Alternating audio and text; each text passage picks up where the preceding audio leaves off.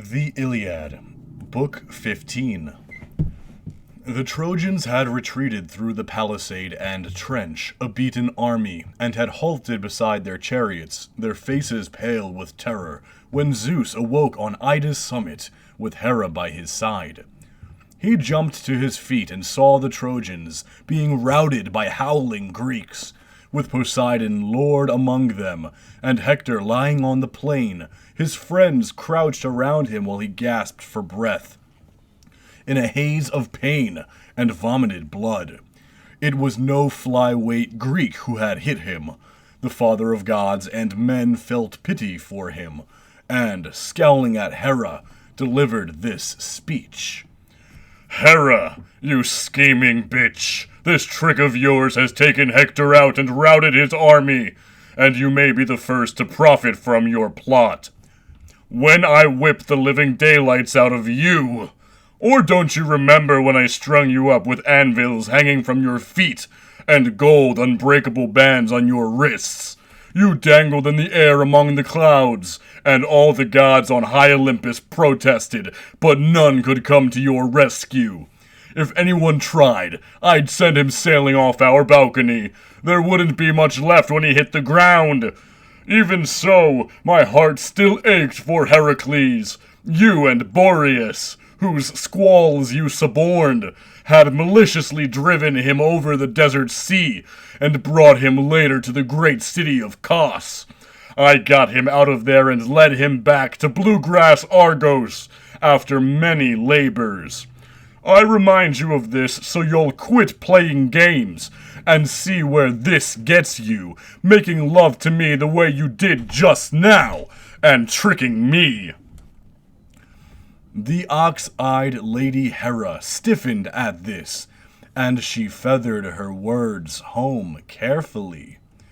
"All right, I swear by earth and heaven above, and the subterranean water of Styx, the greatest and the most sacred oath a god can swear, by your sacred head and by our marriage couch, upon which I would never perjure myself, that it is not by my will that Poseidon is hurting the Trojans and helping the Greeks. He's acting of his own free will, out of pity, for the beating the Greeks are taking by their ships. But I would advise you, even him, to toe the line, and follow wherever you lead, dark cloud." Zeus, the father of gods and men, smiled at this and issued a swift reply. "Well, my ox-eyed lady, if your mind really were to be the same as mine, Poseidon would find it difficult not to follow us.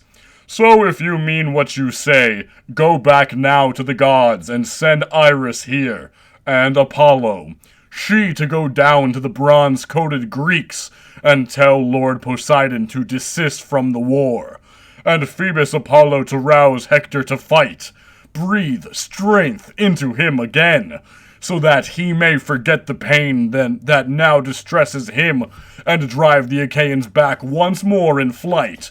So shall they flee in panic, and fall dead among the hollow ships of Peleus' son, Achilles, who will send forth his comrade Patroclus, whom illustrious Hector will kill with his spear, before Ilium, after Patroclus himself has killed many a youth, among them Sarpedon, my son. In wrath for Patroclus, Achilles will kill Hector.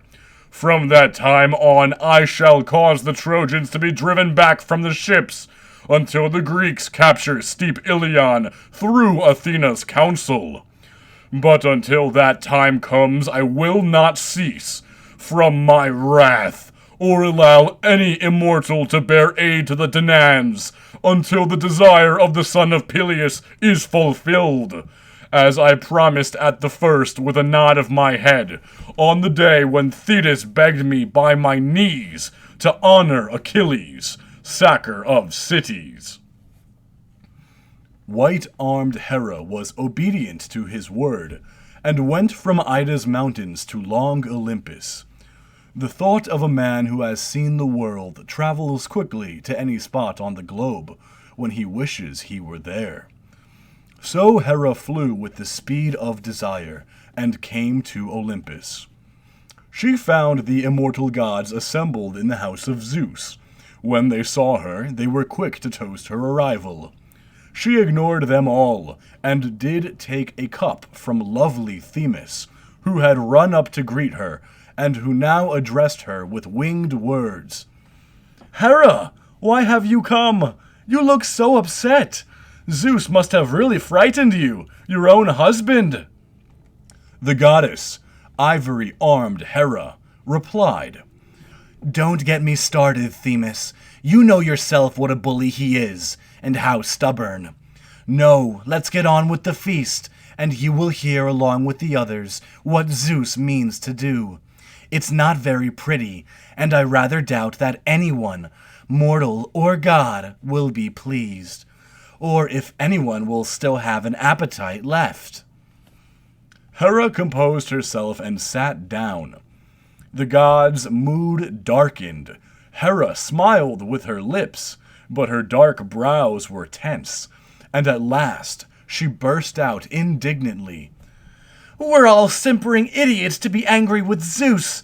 We all want to get to him, to talk him down, to beat some sense into him. But does he care? He doesn't even notice. No, he sits apart, secure in his supreme, almighty power. Y'all just have to take whatever grief he dishes out to you. I'm afraid that now it's Ares' turn to suffer, seeing that his son, whom he loves more than any mortal man, his dear Ascalaphus, has died in battle." When Ares heard this, he smacked his muscled thighs with the flat of his hands, and wailed out loud, "None of you Olympians can blame me now, even if I go to the Greek ships and avenge my son. Not even if I am to be blasted by Zeus and lie among corpses in the blood and dust." And he ordered his sons, Panic and Rout, to yoke his team while he buckled on armor. The hostility between the gods and Zeus would have reached new heights then, had not Athena, afraid for them all, jumped from her throne, sped through the door, and disarmed Ares. She plucked the helmet from his head, the shield from his shoulders, took the stiff bronze spear from his hands, and gave the furious war god a tongue lashing. "Are you out of your mind? Didn't you hear what Hera just said? Or don't you care? Do you want more trouble than you can handle, forced to crawl back to Olympus yourself, and sowing disaster for the rest of us? He'll leave the Trojans and Greeks, you know, and come back here to raise hell with us, mauling us all in turn, guilty or not. So please, get over your anger for your son. Better men than he have been killed or will be. Human offspring are hard to save." Ares gave in, and sat back down on his throne. Then Hera called Apollo out of the palace, and Iris too, the immortals' messenger, and said to them, in a quick flurry of words, "Zeus wants you to go to Ida immediately. When you arrive, you will look upon his face and do whatever he orders you to do." Having said that, Lady Hera turned away and sat down on her throne. The pair darted off and came to Ida, mountain mother of beasts, and found Cronus' son on Gargaron Peak, sitting in a wreath of fragrant cloud. They stood respectfully before the face of Zeus, and his mood brightened when he saw how promptly the two of them had obeyed his wife's words. He addressed Iris first, with words on wings. "Go, swift Iris, to Lord Poseidon, and tell him this as a true messenger. Bid him cease from war and battle, and go off to the other gods, or to the bright sea. If he is inclined to disregard my words, have him consider in his mind and heart that, strong as he is, he cannot withstand my onset, since I am mightier by far, and elder born. Yet he has the gall to claim he is equal to me, whom all the gods dread."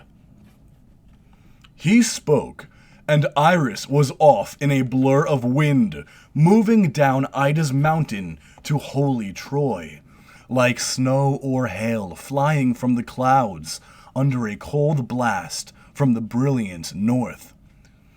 So Iris flew with the speed of desire, and confronted the glorious shaker of earth. "A message for you, blue-maned sea god. I come here from Zeus, who bears the aegis, and who bids you cease from war and battle, and go off to the other gods, or to the bright sea, if you are inclined to disregard his words. He threatens to come here himself and wage war against you, and he strongly advises you to avoid his hands, since he is mightier by far, and elder born. Yet you have the gall to claim you are equal to him, whom all the gods dread." The Earth Shaker made this angry reply. "He may be strong, but this is outrageous, to force me, his peer, to stop against my will. We 3 brothers, whom Rhea bore to Cronus, Zeus, myself, and Hades, lord of the dead, divided up the universe into equal shares when we shook the lots. I got the gray sea as my eternal domain, Hades, the nether gloom, Zeus, the broad sky with clouds and bright air. Earth and high Olympus remain common to all. I will not follow Zeus's whims. Mighty as he is, let him remain content with his 3rd share, and not try to frighten me as if I were a coward. Better for him to threaten his own children with abusive language, the sons and daughters he begot himself, who will listen, because they must." And Iris, her soft feet in the offshore wind. "Is this the message, blue-maned sea god, I should take to Zeus? This hard, unyielding speech? Will you not relent, as noble hearts often do? You know how the Furies always side with the elder." And Poseidon, Earth Shaker, answered her, "That is very well spoken, Iris. It is good when a messenger understands how things are, but bitter pain comes to my heart and soul whenever anyone attacks an equal, a peer of equal status, with angry words. Although I am offended, I will yield for now, but I will say this, and make this threat from my heart. If, in spite of me and Pallas Athena, and Hera, and Hermes, and Hephaestus Lord, he spares steep Ilion, and is not willing to lay it waste, nor give power to the Greeks, he can be sure of eternal strife between us." And with that, Poseidon left the Greek army and dove into the sea. They missed him sorely. Cumulus clouds piled high on Ida's summit. Zeus turned and spoke to Apollo. "Go now, Phoebus, to bronze-clad Hector. Tremendous Poseidon has gone into the sea that laps the earth, avoiding my precipitous wrath. Too bad. The fight would have been legend, even among the gods below with Cronus. But it was better for us both that he yielded. Before me, angry and indignant as he was, it would not have been settled without some sweat. At any rate, take the tasseled aegis in your hands, and shake it over the Greeks to rout their heroes, and see to Hector yourself. Fortify him until the Greeks have run back to their ships on the Hellespont. I'll take it from there, and see the Achaeans get some breathing space." Apollo did not disobey his father's words. He came down from Ida's peaks like a falcon that bloodies doves in flight, swift on the wing, and found Hector, light of Troy, sitting up. He no longer lay down and catching his breath. He recognized his friends, and his gasping and sweating had stopped, since Zeus now had a mind to revive him. Apollo stood close and said, "Hector, Son of Priam, why are you sitting here apart from the rest, scarcely alive? What is wrong?" Hector's helmet shone in the light. He said weakly, "Which god are you, questioning me face to face? Haven't you heard that while I was killing his friends at the rear of the ships, booming Ajax hit me in the chest with a stone and took the fight out of me? I thought I would see the dead in Hades' house this very day, after I had breathed forth my last." And Apollo, lord of bright distances, "Courage! The son of Cronus has sent me from Ida to help and stand by you. No one less than me, Phoebus Apollo, the gold sword, who has in the past saved both you and your steep citadel. Come now, and rally your many charioteers to drive their horses against the hollow ships. I will go ahead and smooth all the ground for the chariots, and I will turn the Greek heroes." And he breathed strength into the man, who tended Troy's army as a shepherd his flock. Picture a horse that has eaten barley in its stall, breaking its halter and galloping across the plain, making for his accustomed swim in the river. A glorious animal, head held high, mane streaming like wind on his shoulders. Sure of his splendor, he prances by the horse runs and the mares in pasture. That was Hector, knees and feet like wind, as he rallied the chariots. He had heard the god's voice. And the Greeks. Hunters and hounds have been hot on the trail of an antlered stag or a mountain goat, but a sudden sheer rock or a tangled wood saves the animal, which was not theirs to catch, and their shouting brings a bearded lion into their path. Then the eager hunters turn back. Hordes of Greeks had been advancing relentlessly, carving their way forward with spears and swords. But when they saw Hector patrolling the ranks, they tensed up with fear and stopped in their tracks. Thoas assessed the situation for them. This man, son of Andraemon, and by far the best of the Aetolians, was not only good with javelin and sword, but very few Greeks of his generation could vie with him when the young men debated. Now he addressed the Greek command. "Is this a miracle my eyes are seeing? Hector has risen from the dead. At least we all hoped he had died under Ajax's hands. One of the gods has delivered Hector again, and he's going to go doing what he's always done. Cut the legs out from under many Danaans, since he's not standing out there as a champion, contrary to the will of thundering Zeus. Now listen to what I say we should do. Let's have all the troops fall back to the ships, and have all of our best take a stand here, so we can hit him first and push him back with a phalanx of spears. That should stop him from being so eager to get to our troops." They heard him out and did as he said. The leaders of this action were big Ajax, Idomeneus, Teucer, Meriones, and Meges. Collecting a few good men, they took up a position opposite Hector, as the main troops fell back to the ships. The Trojans attacked in mass, Hector out front, advancing with long strides, and before him Apollo, shining, his shoulders capped with cloud, the aegis he bore in his hands a shaggy, electric glow. This the craft of Hephaestus, and given to Zeus for the routing of enemies. But now Apollo bore it in his hands before the Trojan army. The tight knot of Greeks met them, and a shrill cry rose from each side. Arrows jumped from bowstrings, and spears hurled by bold hands either stuck into young men fast, but not fast enough, in battle, or stopped halfway before touching white skin, and stood quivering in the ground, lusting for flesh. As long as Apollo held the aegis still, soldiers on both sides were hit and went down.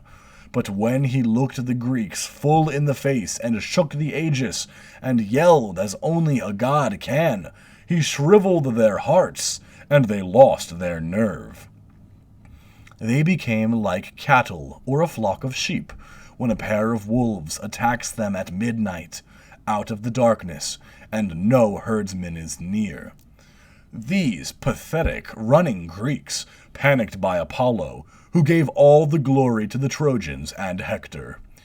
The fighting was scattered, man to man. Hector took out Stichius and Arcelaus. One was leader of the bronze-shirted Boeotians, the other a comrade of the hero Menestheus. Aeneas's victims were Medon and Iasus. Medon was a bastard son of Oileus and Ajax's brother, but he lived in Phylace, far from his homeland, because he had killed a relative of Areopis, his stepmother, whom Oileus had married. Iasus, an Athenian captain, was son of Sphelus Bocolides. Polydamas took out Mecisteus. Polites killed Echius in the forefront of the fighting, and Clonius fell to brilliant Agenor. Paris got Deiochus from behind, hitting him below the shoulder as he ran back, through the front lines, and driving the bronze home. While they were stripping the armor from these, the Greeks were crowding madly into the trench, against the stakes, and by sheer pressure, through the wall, Hector called to the Trojans, making his voice carry. "Forget the spoils and go for the ships! If I catch any man hanging back on this side, he's dead on the spot with no family funeral. Dogs will tear his body apart before the city."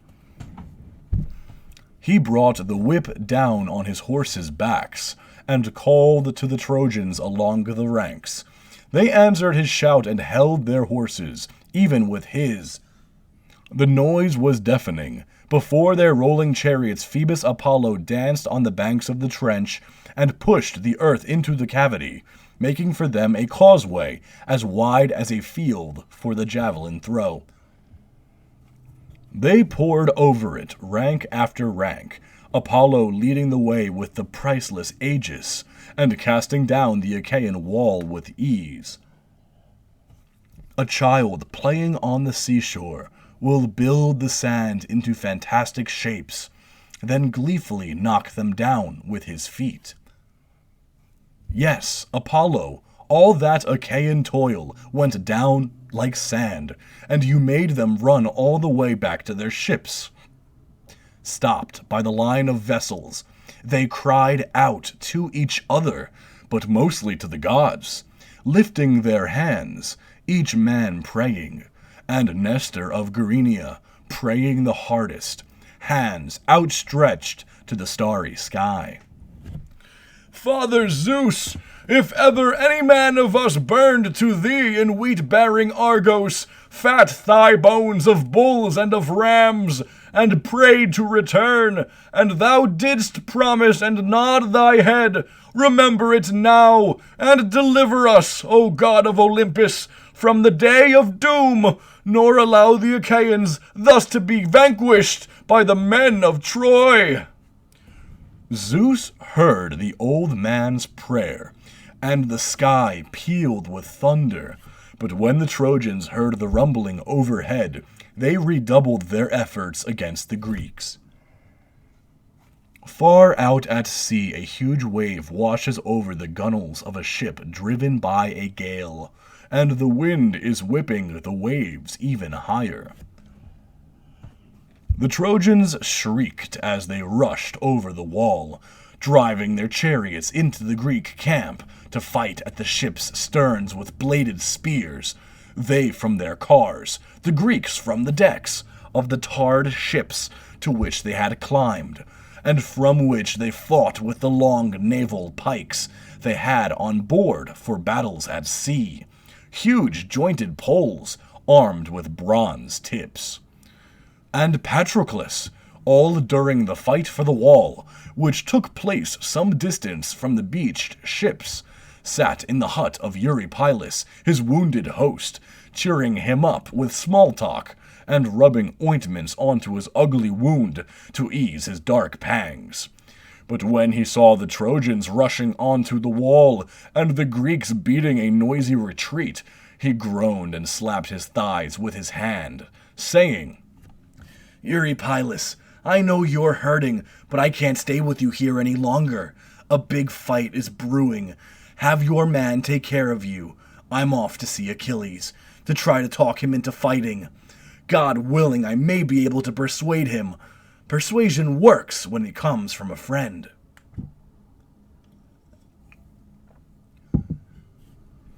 As Patroclus ran off, the Greeks withstood the Trojan onslaught, but could not push them back from the ships, even with their superior numbers. Nor could the Trojans break their resistance and get into the middle of the ships and huts. The battle was stretched as taut as a carpenter's cord, snapped onto a beam to mark a straight line. So even was the tension along the line of ships, though at each ship there were different engagements. Hector had made straight for Ajax. Ajax stood, as if scissored out of the sky, on a black ship, and he and Hector now fought for that ship. Hector trying to push him back and burn it, Ajax holding him off. Neither could do much about the other, so Ajax cast and hit Caletor, son of Clytius, who was bringing up fire. He fell heavily, the torch dropping from his hand. He was Hector's cousin, and when Hector saw him go down in the sand before the ship, he called to the Trojans and Lycians. "Stand your ground and fight for Clytius' son! Don't let the Greeks strip him of his armor just because he has fallen by the ships!" As he spoke, his spear flashed toward Ajax, missing him, but hitting Lysophron, Mastor's son, and one of Ajax's lieutenants, who lived with him because he had killed a man in sacred Cythera. Hector's spear caught him above the ear as he stood near Ajax, and he fell backward from the ship's stern. He was dead when he hit the ground. Ajax stiffened, and he said to his brother, "Teucer, we've lost a true friend, Lysophron, whom we honored as we did our parents, when he came from Cythera to live with us. Hector killed him. Where are your arrows, and the bow that Phoebus Apollo gave you?" Teucer lost no time in coming up to him, with his strung bow and quiver of arrows, shooting rapid fire at the Trojans. He hit Cleitus, who was the son of Pisenor and Polydamas' friend, as he drove, busy with the reins, into the thick of battle, rendering service to Hector and the Trojans, none of whom could help him now. The arrow whizzed into his neck from behind, and he fell from the chariot. The horses swerved, rattling the empty car. Polydamas saw it all and got to the horses first, handing them over to Astinus, son of Proteaon, with strict orders to hold them close and keep an eye on them. Polydamas then returned to the front. Teucer drew out another arrow, this one for Hector, and it would have stopped that hero from fighting by the ships if it had only hit him and taken his life. But Zeus, who protected Hector, was watching closely and robbed Teucer of his glory, breaking his twisted bowstring just as he was drawing it against Hector. The bronze-armored arrow was shunted aside, and the bow dropped from his hand. Teucer shuddered, and he said to his brother, "Damn, so much for our battle plans. Some god is knocking them, cutting them pretty short, knocking the bow from my hands, and snapping the new string which I tied on this morning, so it would hold up to repeat rounds." Telamonian Ajax answered him, "That's too bad, but leave your bow and stash of arrows here, since a god has tampered with them and begrudged us their use. Pick up a spear, get a shield on your shoulders, and battle the Trojans that way. They may beat us, but they're not going to take our ships without a fight. Let's keep our minds on what we have to do." So Teucer laid his bow up in his hut. He put a 4-ply shield around his shoulders, and on his mighty head a helmet crafted with a horsehair plume that nodded grimly. And he took a stout spear tipped with bronze, and ran to take his place at Ajax's side.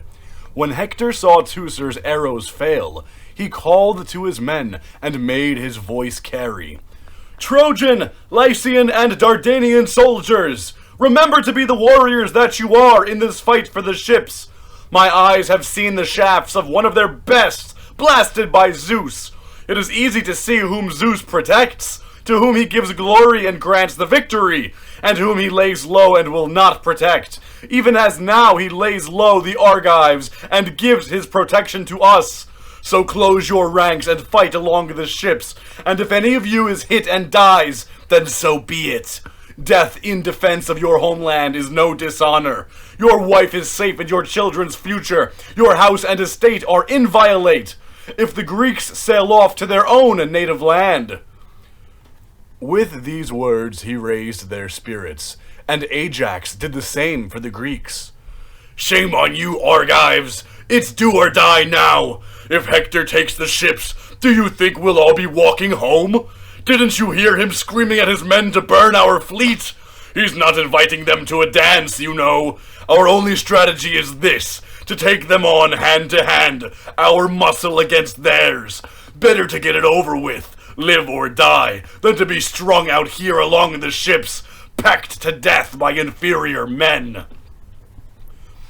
This bolstered their spirits, and the killing began.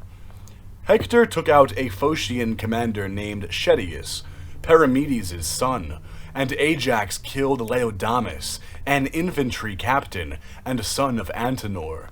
Polydamas laid low Otis of Cyllene, a comrade of Meges, the Achaean commander. Meges saw this and jumped at him, but Polydamas ducked and Meges missed. Apollo would not allow Polydamas to be killed in the front lines, but Meges did kill Croesmus with a thrust to the chest.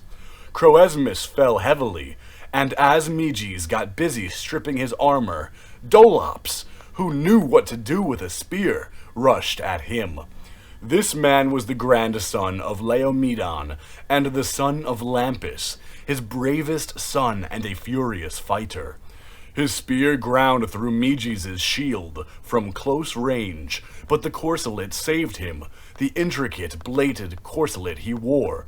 His father Phyleus had brought it home from Ephyrae, on the river Selleis, having received it from Lord Euphetes, a guest friend, to protect him in war. It now saved his son's life. Meges thrust back and got his spear onto Dolops' bronze helmet, shearing the horsehair plume from its socket. The whole plume, bright with its fresh scarlet dye, fell in the dust. Meges continued fighting, his still confident opponent, until Menelaus came up to help him, unnoticed by Dolops. Standing slightly behind him, Menelaus heaved his spear through Dolops' shoulder, and the spear, with an eager life of its own, punctured his sternum. Dolops fell on his face, and his two antagonists moved to strip him. But Hector called to his many kinsmen, beginning with Melanippus, Hicetaon's son. This man used to pasture his shambling cattle, often per coat, when there was no enemy near. But when the curved prows of the Danans appeared, he moved back to Ilion, a distinguished Trojan, and lived in the house of Priam, who treated him as a son of his own. Hector prodded him now. "Melanippus, are we going to slack off like this? Don't you have any feeling for your dead kinsmen? Look at how they are handling Dolops' armor. Come on, we can no longer fight the Greeks from long range. Either we kill them, or they take Ilion's heights and murder our people." Melanippus went with him, moving like a god, and Telamonian Ajax urged on the Greeks. "Be men, my friends, and show some shame. You should feel ashamed before each other in battle. More men with shame are saved than are slain. There's no glory or power in shameless fight." They were already eager to ward off the enemy, But they took his words to heart and fenced in the ships with a hedge of bronze, against which Zeus urged on the Trojans.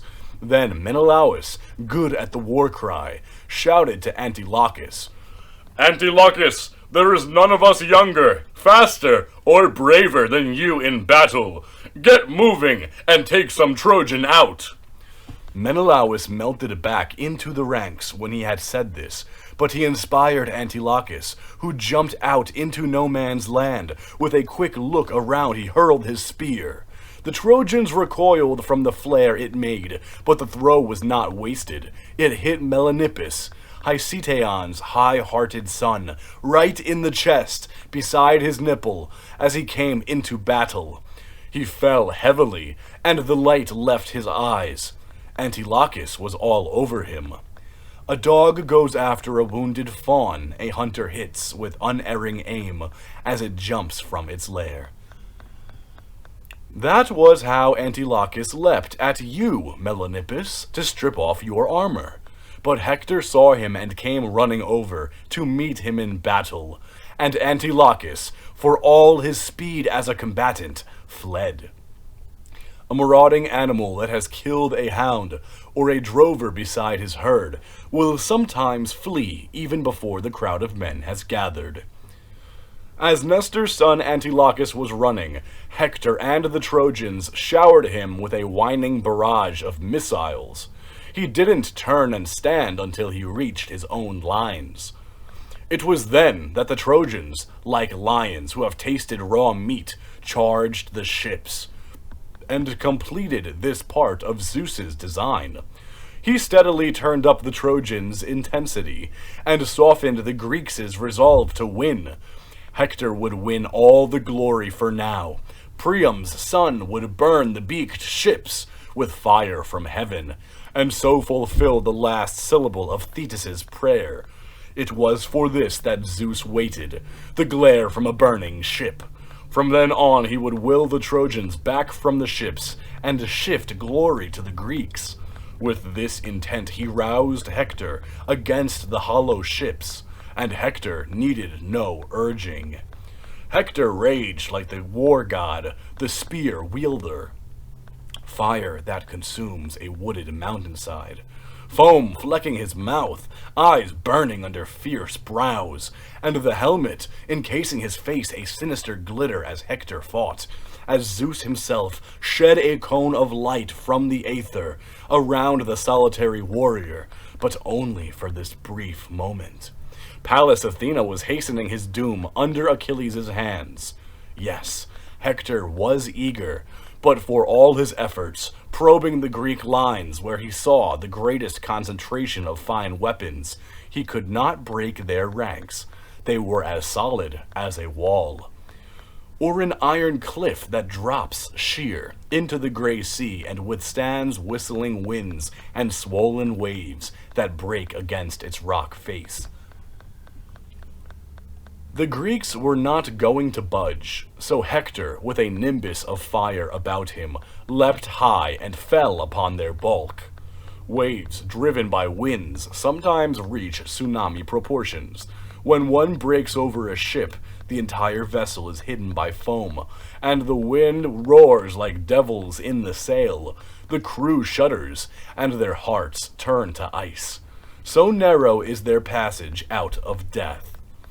So too the Greeks under Hector's charge. A maleficent lion charges a herd of cows, grazing in the bottom land of a great marsh. There is no counting how many, and with them is only a single herdsman, inexperienced at contesting a heifer's carcass with a wild beast. The herdsman walks at the front or rear, but the lion attacks in the middle, and is soon feeding on its kill. The others stampede off.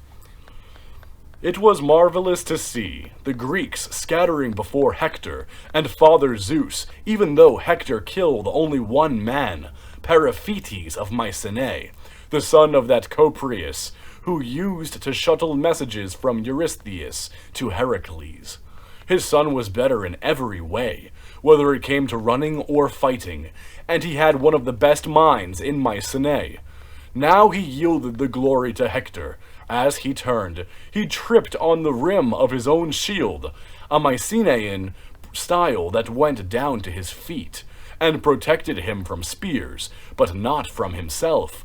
As he stumbled and fell backwards, his helmet ringing like a gong in his astonished ears, Hector was quick to take advantage, putting a spear into his chest before his watching comrades were able to react.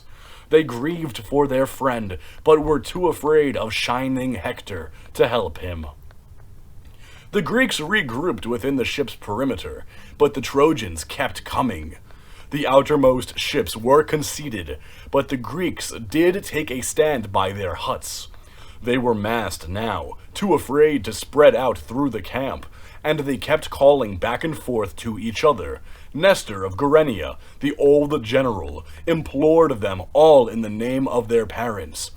"Fight like the men that you are, my friends, and feel some shame before the men around you. Remember your children, your wives, your possessions, and your parents, whether they are dead or alive. For the sake of those who are not here, I beseech you to stand firm and fight, and not retreat." This helped, but Athena helped them more, pushing aside the wondrous cloud of mist from their eyes. Light flooded in from both sides, from the ships behind and the battlefield in front. They could all see Hector now, and his men. The entire Greek army, from the idol in the rear to the champions in front, could see the enemy. Ajax decided it was time to make his move. Separating himself from the rest of the Greeks, he boarded a ship and strode along its deck, wielding a long pike made for naval warfare, some 40 feet in length, jointed with iron rings. And then, as skillfully as a stunt rider jumps from horse to horse, as his chariot, drawn by a team of hand-picked thoroughbreds, speeds from plain to city down a highway, lined with spectators who cheer him on, Ajax leapt from ship to ship, and his voice, like a shock wave from the wide blue sky, admonished the Greeks to defend their ships and the huts clutched beneath them.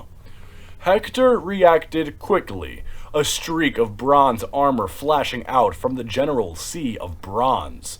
Like a golden eagle dive-bombing down to a riverbank where a flock of wild geese or cranes or long-necked swans are feeding.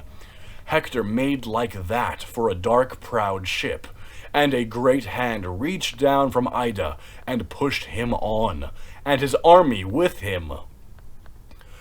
The fighting began again besides the ships, so keenly you would have thought the troops on both sides were fresh, and had just entered battle. Their minds were different, though. The Greeks fought as if they would never get out of this battle alive, while every Trojan heart beat with the hope of burning the ships and killing Greek heroes. Such were their thoughts as they faced off in battle. Hector laid hold of the stern of a ship, a beautiful vessel that had brought Protesilaus over to Troy, but would not bring him back home. It was about this ship that the Greeks and Trojans fought in close combat. Instead of withstanding assaults from arrows and javelins in flight, they fought toe-to-toe here, of one heart in battle, hacking at each other with axes and hatchets, enormous blades and double-edged spears. Many fine blades with black leather ferules fell to the ground, some from the hands, others from the shoulders of men as they fought. The earth flowed black with their blood.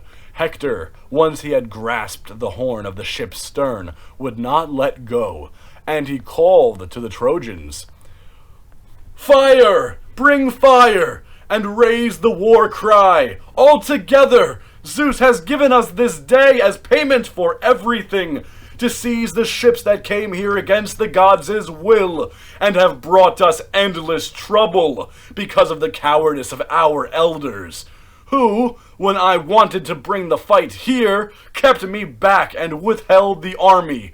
But if Zeus clouded our minds then, there is no doubt he is urging us on now."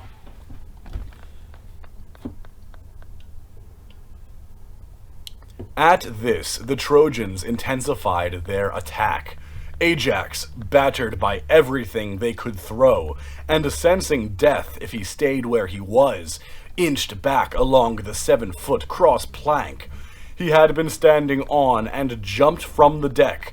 He took up a position guarding the ship, his spear point menacing any Trojan who tried to bring up fire, and his voice kept booming out alarms to his compatriots. "Soldiers of Greece, be men, my friends. We have to dig in on defense now. Do you think we have allies to back us up? Or some stronger wall that will protect us? There's no fortified city behind us now, with reinforcements there to turn the tide. We're out here, on the plain of Troy, with the sea at our backs, far from home, surrounded by armed men. If there's a way out, it's in our own hands, not in slacking off." And as Ajax spoke, his spear carved holes in the various Trojans who thought that they might please Hector by bringing fire to the ship. He mangled a good dozen at close range like this.